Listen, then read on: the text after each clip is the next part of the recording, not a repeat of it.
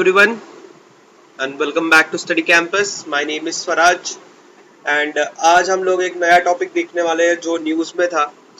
That is who is a foreigner and ये foreigners tribunal क्या होता है. So इसमें हम लोग देखेंगे किसको हम फॉरेनर बोलते हैं. ठीक है, फॉरेनर्स के ट्रिब्यूनल्स के बारे में देखेंगे, सुप्रीम कोर्ट के कुछ डिसीजन देखेंगे कि उन्होंने क्या बोला था. So without wasting time we will start.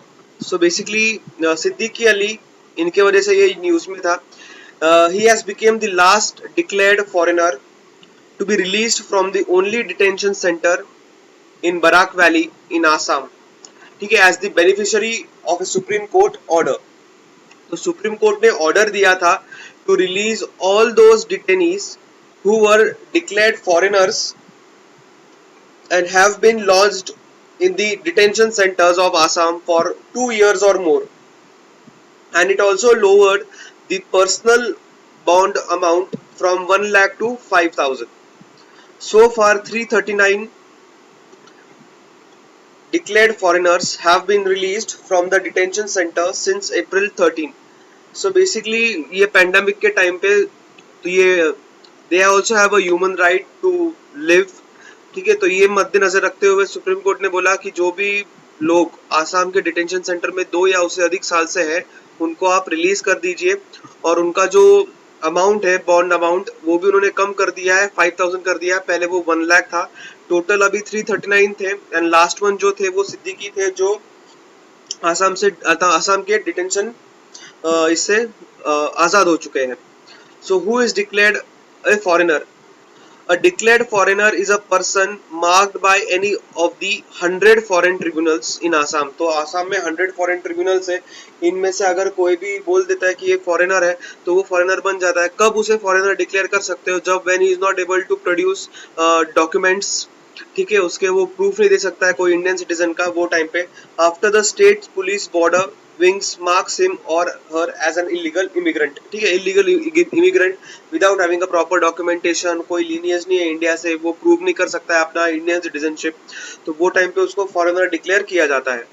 So why such measures are necessary? जैसे सुप्रीम कोर्ट ने अभी ये मेजर दिया है. Total 802 declared foreigners are there in various regions of Assam.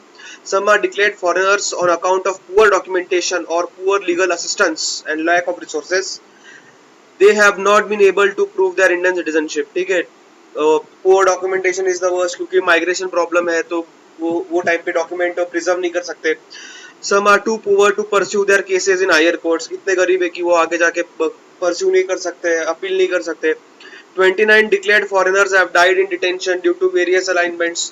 ठीक है, एंड 10 लोग मरे बिटवीन 5 मार्च 1 टू लेके फरवरी 20 तक दिस ईयर, तो इसलिए डेथ भी उनकी है.